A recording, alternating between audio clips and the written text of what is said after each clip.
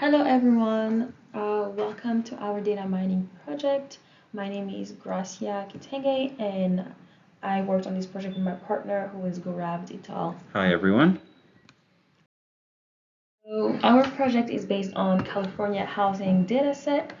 Um, with the economical situation and having the inflation affecting people, our interest went towards housing because of the price rising up, and we picked California because it is one of the most expensive housing market in the United States. All right, just a quick overview on our data set. So we've got 20,640 instances of data. We've got 10 attributes with 7 numerical attributes. They are median income, average rooms, average bedrooms, house age, population, average occupants, median house value. And we've got 3 nominal values, which is ID number, latitude, and longitude. We don't have any missing values or any duplicate values. So for our visualization, these are the visualizations that we used to better understand the data set, which are map view, scatter plot, box plot, and correlation heat map. Right, moving on to the first visualization, we've got map view. So this image right here is a map view showing all the data points from the data set. We have a code right here on the bottom that shows how we did it. We used a map view library with the California housing data set as the data. We extracted the latitude and longitude values. That's represented by X col and Y col. We have the value of CRS, or coordinate reference system, set to 4269, which is one of the more popular ones for the United States.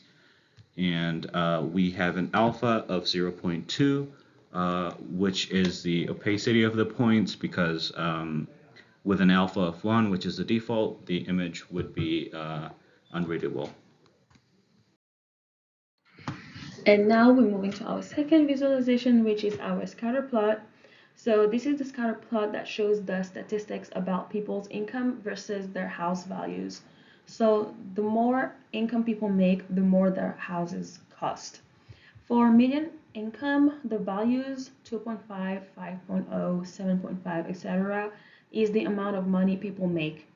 2.5 refers to $25,000, and that is the median income. And for the median house value, 0, 1, 2, etc., represent the house value where 1 is $100,000 house value.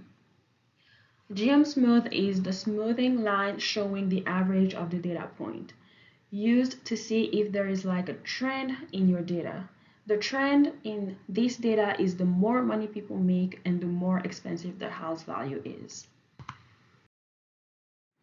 So here we have a box plot. So box plots are generally to show for any data set what kind of spread the data points have.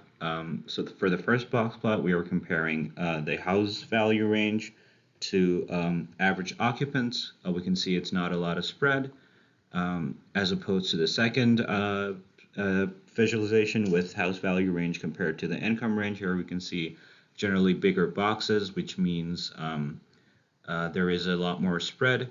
More about these boxes. So the bottom line on the box refers to the first quartile, the middle line is the second quartile, and the upper line is the third quartile. The dots are outliers, and that show the amount of people who are above or below the average. So this is our correlation matrix heat map.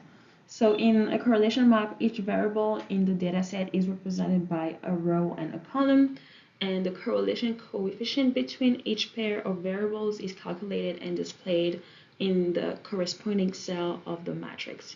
The correlation coefficient is a measure of the strength and direction of the linear relationship between two variables, and it ranges from -1 to 1, where -1 indicates a high negative correlation, 0 indicates no correlation, and 1 indicates a high positive correlation. So with the correlation heat map, it can help identify which variables are positively or negatively correlated. which variables have the strongest and weakest correlations, and which variables may be redundant or highly related in the dataset. It can also be used to select subsets of variables that are strongly correlated for further analysis or modeling.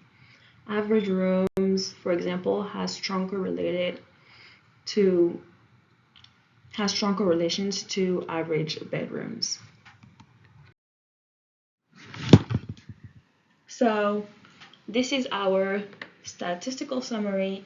So in this part, we did a lot of calculations that helped us find the minimum value, the first quartile, median, mean, the third quartile, and the maximum value.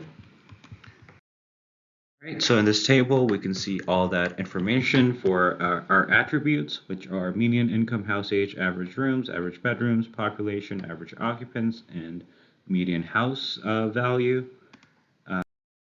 We did data classification on this data set. We did quite a lot of different classifiers. So we had rule-based classifiers. So we had decision tree and M5 rules. We had tree-based classifiers. We had rep tree, random forest. We had function-based classifiers like linear regression. So here we can see the rep tree visualization. We can't very clearly make it out just due to the sheer number of branches of the tree because of the nodes, but each of these branches separating out from the main thing here at the top represents a decision. And we can see here the error rate of each of those methods. We have, for the algorithm, decision table, M5 rules, rep tree, random forest, and linear regression. We had it running on different options. So we had cross-validation with value of 10 or 5. We had a percent split of 66 or 50%. So the best result that we got was with random forest at a 66% split, which gave us the error rate of 42.1%. So about our observations in this project, we couldn't find a classification method with high accuracy to predict the target variable, which is the median house value. The best classifier was random forest with percent split of 66% of training against testing with a relative absolute error of 42%. We had issues with overfitting, and we attempted to fix it by reducing the data point from 20,640 instances to 1,200, which slightly improved the classification accuracy. So here are the references and tools that we used: California Housing Dataset, Weka, R, and Python. This is the end of our project. Thank you so much for being part of this amazing adventure. All right, thank you, everyone.